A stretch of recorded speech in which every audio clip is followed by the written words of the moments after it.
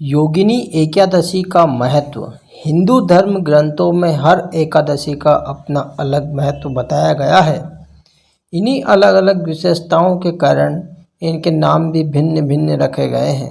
प्रत्येक वर्ष में 24 एकादशियां होती हैं।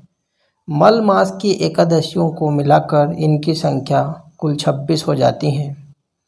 इन्हीं एकादशियों में एक एकादशी आषाढ़ मास के कृष्ण पक्ष की एकादशी, जिसे योगिनी एकादशी कहते हैं।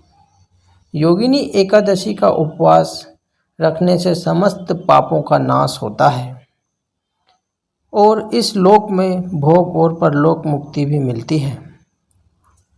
योगिनी एकादशी व्रत की कथा हम आपको सुनाने जा रहे हैं। महाभारत काल की बात है। एक बार धर्मराज युधिष्ठिर ने भगवान श्री कृष्ण से कहा, हे त्रिलोकीनाथ, मैंने ज्येष्ठ माह के शुक्ल पक्ष की निर्जला एकादशी का कथा तो सुनी है। अब आप कृपा करके आषाढ़ माह के कृष्ण पक्ष की एकादशी की कथा मुझे सुनाइए। इस एकादशी का नाम तथा महत्व क्या है, अब मुझे विस्तार पूर्वक बताइए। जब फिर श्री कृष्ण ने कहा, हे पांडुपुत्र, आषाढ़ माह के कृष्ण पक्ष की एकादशी का नाम योगिनी एकादशी है। इसके व्रत से सभी पाप नष्ट हो जाते हैं। यह व्रत इस लोक में भोग तथा परलोक में मुक्ति देने वाला व्रत है। हे धर्मराज, यह एकादशी तीनों लोकों में प्रसिद्ध है। इसके व्रत से सभी पाप नष्ट हो जाते हैं। तुम्हें मैं पुराण में कही गई कथा सुनाता हूँ, ध्यानपूर्वक श्रवण करना। श्री कृष्ण कहते हैं, कुबेर नाम का एक राजा अलकापुरी नाम की नगरी में राज्य करता था। वे शिव भक्त तथा उनका हेममाली नामक एक यक्ष सेवक था, जो पूजा के लिए फूल लाया करता था। हेममाली की विशालाक्षी नाम की अति सुंदर एक पत्नी थी। एक दिन वह मानसरोवर से पुष्प लेकर आया, किंतु कामासक्त होने के कारण पुष्पों को रखकर अपनी स्त्री के साथ रमण करने लगा। इस भोग विलास में उसको काफ़ी समय बीत चुका था। हेममाली की राह देखते देखते जब राजा कुबेर को दोपहर हो गई, तो उसने क्रोधपूर्वक अपने सेवकों को आज्ञा दी कि तुम लोग जाकर पता लगाओ कि हेममाली अभी तक पुष्प लेकर क्यों नहीं आया। जब सेवकों ने उसका पता लगा लिया तो राजा के पास जाकर बताया, हे राजन, वह हेममाली अपनी स्त्री के साथ रमण कर रहा है। इस बात को सुन राजा कुबेर ने हेममाली को बुलाने की आज्ञा दी।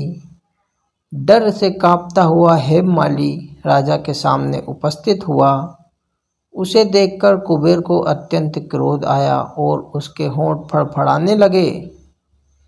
राजा ने कहा, अरे अधम, तूने मेरे परम पूजनीय देवों के भी देव भगवान शिव का अपमान किया है। मैं तुम्हें श्राप देता हूँ कि तू स्त्री के वियोग में तड़पे और मृत्यु लोक में जाकर कौड़ी का जीवन व्यतीत करे। कुबेर के श्राप से वह तत्क्षण स्वर्ग से पृथ्वी पर आ गिरा और कौड़ी हो गया। उसकी स्त्री भी उससे बिछड़ गई। मृत्युलोक में आकर उसने अनेक भयंकर कष्ट भोगे, किंतु शिव की कृपा से उसकी बुद्धि मलिन न हुई और उसे पूर्व जन्म की भी सुध रही। अनेक कष्टों को भोगता हुआ तथा अपने पूर्व जन्म के कुकर्मों को याद करता हुआ वह हिमालय पर्वत की तरफ चल दिया। चलते चलते वह ऋषि मार्कंडेय के आश्रम में जा पहुंचा। वह ऋषि अत्यंत वृद्ध तपस्वी थे। वह दूसरे ब्रह्म के समान प्रतीत हो रहे थे और उनका वह आश्रम ब्रह्मा की शोभा के समान शोभा दे रहा था। मार्कंडेय को देखकर हेममाली वहां गया और उन्हें प्रणाम करने लगा और उनके चरणों में गिर पड़ा।